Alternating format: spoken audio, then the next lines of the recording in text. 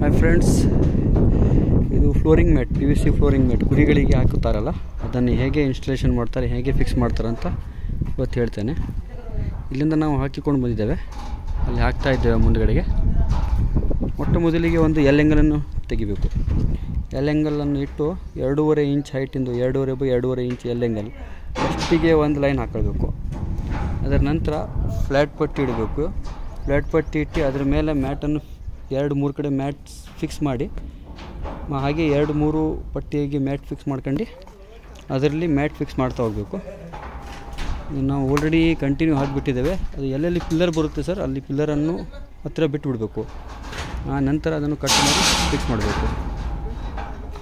ಇದೇ ಥರ ಮುಂದೆ ಹೋಗಿ ಈ ಥರ ಹತ್ತರ ನೋಡಿ, ಇವರು ಫಿಕ್ಸ್ ಮಾಡ್ತಿದ್ದಾರೆ ನೋಡಿ. ಇದನ್ನು ಮ್ಯಾಟ್ ಸಿಕ್ಸೋದು ಮೊದಲಿಗೆ, ಆ ಕಡೆ ಒಂದು ಈ ಕಡೆ ಒಂದು 2 ಮ್ಯಾಟನ್ನು ಸಿಗಿಸಿ ಲಾಕ್ ಮಾಡಿ ಇಟ್ಕೊಳ್ಬೇಕು. ಇವರು ನಮ್ಮ ಸಲ್ಮಾನ್ ಭಾಯ್ ಅಂತೇಳಿ ಯು ಪಿ ದಿಲ್ಲಿ ಕಡೆಯವರು. ಒಬ್ಬರು ಹಿಡಿದುಕೊಳ್ಬೇಕು, ಒಬ್ಬರು ಫಿಕ್ಸ್ ಮಾಡಬೇಕು, ಲಾಕ್ ಮಾಡಬೇಕು.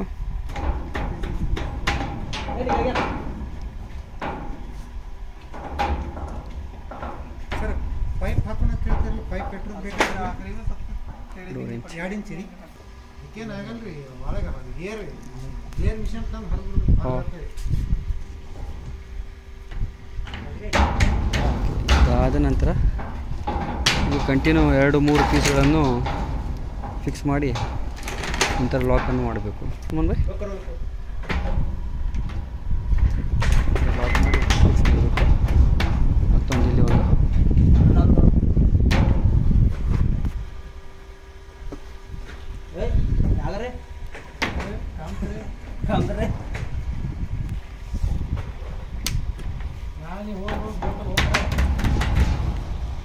ಹಾಗೆ ಕಂಟಿನ್ಯೂ ಮ್ಯಾಟ್ ಹಾಕಿ ಲಾಸ್ಟಿಗೆ ಒಂದು ಎಲ್ ಆ್ಯಂಗಲನ್ನು ಫಿಕ್ಸ್ ಮಾಡಿ ಎಷ್ಟು ಬೇಕೋ ಅಷ್ಟೇ ಮ್ಯಾಟನ್ನು ಕಟ್ ಮಾಡಿ ಅಲ್ಲಿಗೆ ಎಂಡ್ ಮಾಡಬೇಕು ಅಷ್ಟೇ. ಈ ಶೆಡ್ ಬಂದುಬಿಟ್ಟು 60ಕ್ಕೆ 20 ಇದೆ, 1200 ಅಡಿ ಇದೆ. ಇದರಲ್ಲಿ 100ರಿಂದ 120 ಮರಿಗಳನ್ನು ಹಿಡಿಯುತ್ತೆ ಕುರಿ ಅಥವಾ ಮೇಕೆಗಳು.